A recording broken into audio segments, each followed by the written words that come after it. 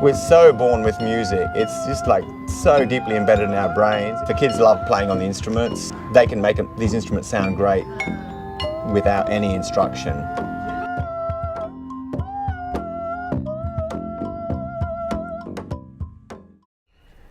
A major community development project is a really important part of the Desert Harmony Festival program.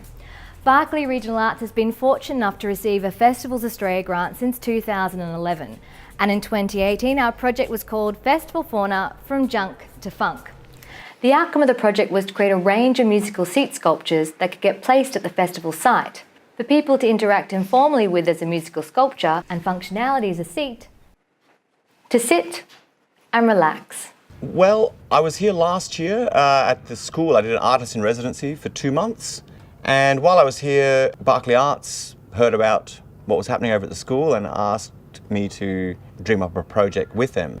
Kathy Burns actually came up with the idea of making musical animal seats. We're going to run a story competition and then select the creatures that people put in their stories.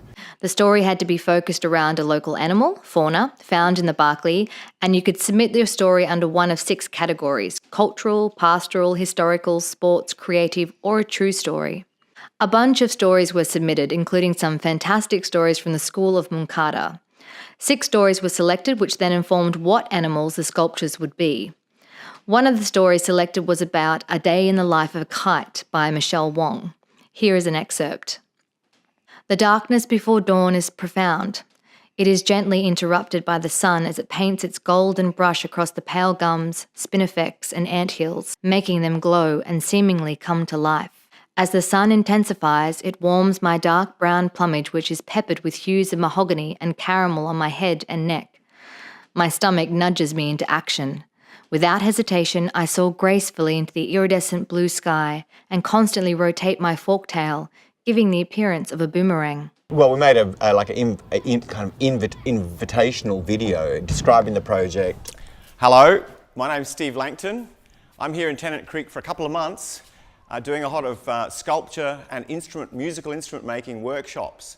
And we're looking for participants. I went to the school, the high school, and tried to enthuse the kids and possibly the teachers to at least come and have a look and see what was happening and see how sculpture is made, how it evolves. The kids were very interested. The kids who did come, weren't bored. Sketch artist Emma McDonald then had the job of sketching the selected animals into a design to incorporate the musical component and seat component, which then gave artist Steve Langton the starting point to begin creating the sculptures with the community. The Clontarf boys, who not only wrote a fantastic script, but also took Steve Langton out on junk hunting expeditions, which were able to collect a bunch of great junk materials to use. One thing that we got that was absolutely critical, which came from out at the Warrego mine, is men's urinal, stainless urinal. So the head is made from that, and it was just the perfect, it basically gave the scale to the whole operation, was that urinal. Once the designs were set and materials collected, the community workshops could begin. School groups came and learnt how to make music on the musical playground junk instruments. Organisations needing diversionary activities either did the musical playground workshops or Sculpture 101, where they learnt basics of how to use tools to do simple sculptural tasks. And we even had the local prison attend the True Grit workshops that got stuck into the bulk of the sculpture making. The other element these sculptures then added to the festival was using them to name each of the venues within the festival site. We worked with the Aboriginal Interpreting Service to gather the local Warramungu language words of the animals. We had the Junkaloo Arena, the Timanataka House, the Yarri Space, and Gunapa Hall. The sculptures were marked on the festival map and stationed at the front of each venue. These are now a beneficial aspect to the festival from now and into the future.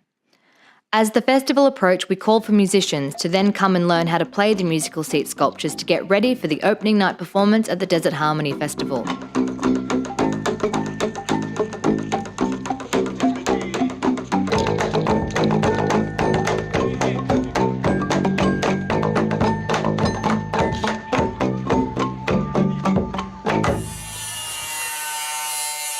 Once the festival opened, the sculptures were located at the festival site venues for general audiences to interact and play and sit on. Plus, we offered musical playground workshops each day of the festival in our Pika Pika Car youth space. Jimmy,